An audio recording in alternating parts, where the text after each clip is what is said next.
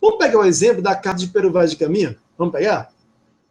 Quando ela foi criada aqui, no descobrimento do Brasil, ela tinha muita importância para o funcionamento da coroa portuguesa, para o entendimento do que era a coroa portuguesa, para a administração dessa colônia, a colônia do Brasil. Ok. Agora, à medida que o tempo foi passando, essa Carta de Pero Vaz de Caminha, ela foi deixando de ter essa importância inicial.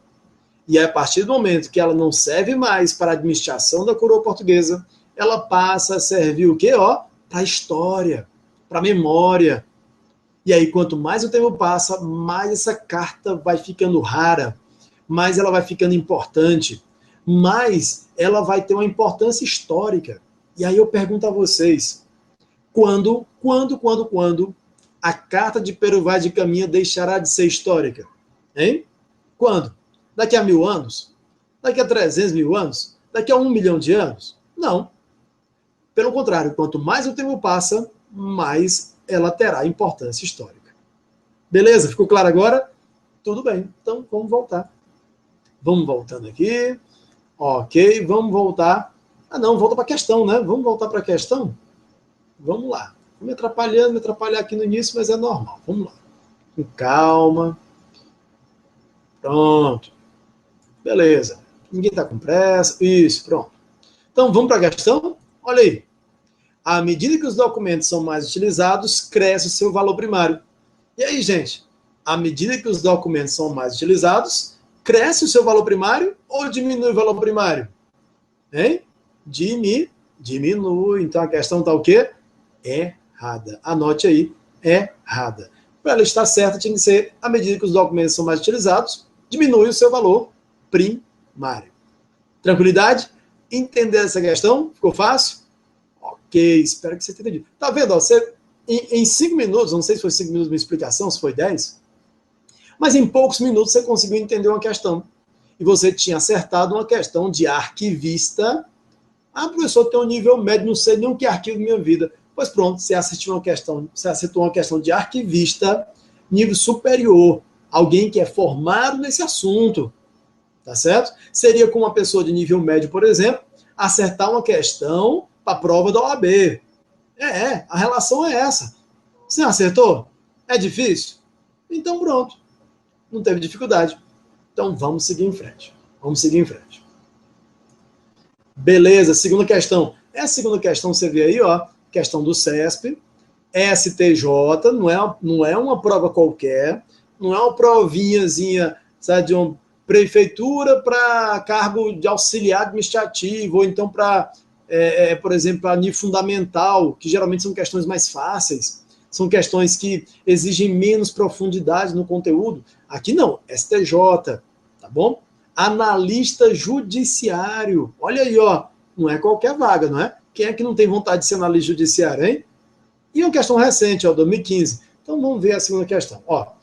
Um programa geral de gestão de documentos envolve as seguintes fases: captura, armazenamento e destinação. Bom, antes da gente responder a questão, vamos fazer uma explicação geral do que são essas fases, né? Quais são essas etapas que ele está falando. Antes de tudo, eu queria fazer uma observaçãozinha, porque eu sei que isso aqui é uma pegadinha. Uma pegadinha que, para quem já está estudando há um certo tempo, já sabe o que é arquivologia, já viu em provas de concurso, pode cair nessa pegadinha. E eu vou explicar para você não cair mais nessa, tá certo? Então, deixa eu explicar para você uma coisa. Quando a gente fala em arquivologia, tem alguns assuntos que geralmente caem mais. São aqueles assuntos que são mais frequentes, né? Então a gente sabe que ele tende a cair mais. Tudo bem. Um desses assuntos é a chamada teoria das 3 idades, que eu vou falar ainda hoje. Essa teoria das 3 idades também é chamada de ciclo de vida dos arquivos. Teoria das 3 idades ou ciclo de vida dos arquivos. Ok.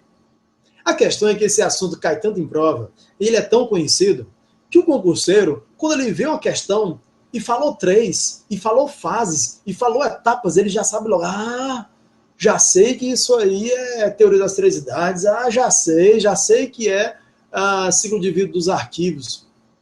Cuidado, isso é pegadinha. A banca, muitas vezes, sabendo que o concurseiro ele está bitolado em responder questões e achar que sempre é uma questão de teoria das três idades, quando ele vê três, quando ele vê fases, quando ele vê etapas, ele tenta sempre encaixar com teoria das três idades. Tá bom? Então, tome cuidado. Isso acontece muito, gente, principalmente porque realmente a teoria das três idades é a que mais cai em prova. É uma matéria que, se você fazer uma prova do assunto, dessa disciplina, você vai ver que cai lá em 90% dos concursos. Só que essa questão, nesse caso aí, não fala de teoria das três idades, não fala do ciclo de vida dos arquivos, não é isso. O que ela está falando é que todo documento ele tem 3 momentos de vida. Na sua vida ele tem 3 momentos, certo? 3 etapas. Ele tem que ser criado, ele tem que ser utilizado e eu tenho que dar um destino para ele. É só isso, professor? Mais ou menos isso, tá bom? Vamos ver no slide, tá certo? Para a gente entender um pouco mais o que eu quero dizer. Então, vamos aqui para a explicação dos slides. Olha aí. Tudo bem. Então, como eu falei a vocês, essa questão não fala de teoria das três idades, ela fala das fases da gestão documental. E as fases da gestão documental são 3. A primeira é a produção, a segunda é a utilização e manutenção, e a terceira é a destinação. Ou seja, primeiro eu tenho que criar o documento, depois eu tenho que utilizar o documento e manter esse documento, e, por fim, eu tenho que dar um destino para ele. Vamos dar um exemplo. Vamos imaginar o seguinte. Esse slide que eu criei, que disponibilizei para vocês aí para nossa aula, ele foi criado, não foi? Foi. Eu criei ele. Então, se eu criei ele, eu o criei na fase de produção. Mas, nesse momento, a gente está utilizando ele. Você está em casa aí assistindo a aula, você está utilizando esse slide. Nesse caso, nós estamos na fase de utilização. Vamos dizer que terminou a aula e você diz assim, nossa, amanhã eu quero estudar mais um pouco. Aí você pega o PDF, imprime, ou então deixa no computador e diz assim, olha, eu vou guardar, mas amanhã eu estudo novamente. Então, ele não está sendo utilizado, mas está sendo mantido. Um exemplo disso seria a sua carteira de identidade. A carteira de identidade sua, que está na sua carteira agora, está na sua bolsa, ela está na fase de produção ou na fase de utilização e manutenção? Ah, professor, ela foi criada já, eu já utilizei. Então, ela não está na fase de produção? Ok. Mas eu não estou utilizando ela agora, eu estou assistindo a aula. Então, não estou na fase de utilização e manutenção. Tá sim. Você não está utilizando, mas está mantendo ela para que você possa usar na hora que necessita. Ok. Agora, vamos dizer que você foi tirar uma segunda vida da sua carteira. Tá bom? Foi tirar uma outra carteira de identidade. A sua estava vencida, estava estragada. Ok? E aí você pegou aquela carteira antiga e disse assim, nossa, e agora? Ela não me serve mais. Eu já tenho uma outra nova. Qual o destino que vou dar para ela? Então é a fase de destinação. A fase de destinação é aquela que você vai dar um destino. Essa fase de destinação, ela determina tanto o destino do documento, que ela também pode ser chamada de destinação final. Ora, é redundante isso, né? Mas é isso. Ela vai dar um destino final para esse documento. Tudo bem? Ficou claro? Então, produção, eu estou criando o documento. Utilização, manutenção, eu estou utilizando ou mantendo para utilizar. E destinação, eu tenho que dar um destino. O que é que eu vou fazer com esse documento? Não se preocupe. Se você fizer o nosso curso, a gente vai se aprofundar mais nesse assunto, tá bom? Então você vai conseguir entender um pouco mais. Aqui é só para a gente responder a questão. Mas você viu que não tem dificuldade, ou tem? Eu, pelo menos, estou achando muito fácil, tá bom? Ok. Então vamos seguir em frente para a gente responder a questão. Olha aí. E aí eu dou uma dica. Você sabe que em provas de concurso, né, a gente tem que assimilar muito conteúdo em pouco tempo. Quanto mais você tiver processos mentais, processos mnemônicos, né, processos que te ajudem a lembrar do assunto, melhor. Então, eu te vou dar uma dica. Ó. Falou de fases da gestão documental, você lembra de PUD. PUD, olha aí, PUD. PUD. Produção, utilização e destinação. As fases da gestão é PUD. Tá certo?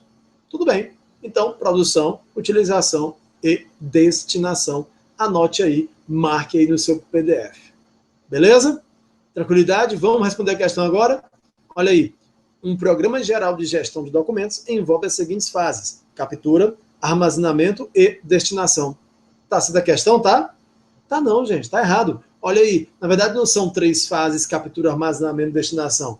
Na verdade é o quê? Produção, utilização e manutenção e destinação. São 3 fases, mas as 2 primeiras aí estão erradas. Ok? Então veja aí que a questão está errada, não existe captura, não existe aí a fase de armazenamento, apesar de destinação estar correta. Belezinha, gente? Vamos seguir em frente. 3. Uma ata de reunião da diretoria é um exemplo de tipo documental. Ora, se você não estudou, e essa prova aqui da CESP Telebrás, Analista Administrativo 2015, se você nunca estudou arquivologia, você diz, uma ata de reunião é um tipo de documento. Você pensa logo assim, né? Só que você não pode analisar a questão dessa forma. Você tem que saber as classificações de documentos. Não é só o fato de ser documento que vai ser um tipo documental. Não é isso. Você precisa saber o que é, qual é o conceito de tipo documental. Será que um ofício é um tipo documental? Será que um memorando é um tipo documental? Será que uma ata é um tipo documental? Vamos ver isso agora? Olha aí. E é uma dica boa. Você vendo isso aqui, dificilmente você erra qualquer questão daqui para frente. Olha aí. Primeiro entenda o seguinte. Aqui eu vou até puxar para mim a câmera para que você possa entender melhor o que eu vou explicar. Tudo bem? Pronto. Vamos explicar uma coisa. Existe categorias, uma hierarquia da classificação documental. Essa hierarquia quer dizer que eu tenho uma classificação maior, a classificação mais abrangente. Depois eu tenho uma classificação que fica ali no meio, na intermediária. E eu tenho uma classificação, né, mais específica, né, na base da hierarquia. Tudo bem? Então tem uma hierarquiazinha. Para tentar explicar melhor, tente imaginar o seguinte. Imagine que eu te contrato para fazer uma organização geral no meu arquivo pessoal. Você vai chegar lá na minha empresa, ou então na minha casa, vai chegar lá, vai dar uma geral, uma arrumada lá no meu quarto. E aí você vai perceber que tem alguns documentos que não dá para guardar junto. Não dá, não tem como. Por exemplo, tem um CD. Sabe o CD você vai guardar junto com o mapa? Um mapa impresso? Não, CD digital, você guarda em locais especiais para não ralar, tá? Um mapa você geralmente guarda em outros locais, ele é grande e tal. Você vai guardar um livro junto, por exemplo, junto de um pendrive? Será que pendrive e livro devem ser guardados juntos? Não, também não. Será que um disco de vinil, você lembra aquele disco de vinil, bolachão, LP? Pois pronto. Será que um LP deve ser guardado junto, junto de uma carta manuscrita? Também não, né? Pois pronto. Então, essa primeira separação que você fez aí é a chamada separação por gênero, classificação por gênero. Depois, nós precisamos analisar, dentro desse gênero, qual é a subclassificação, qual é a divisão desse gênero.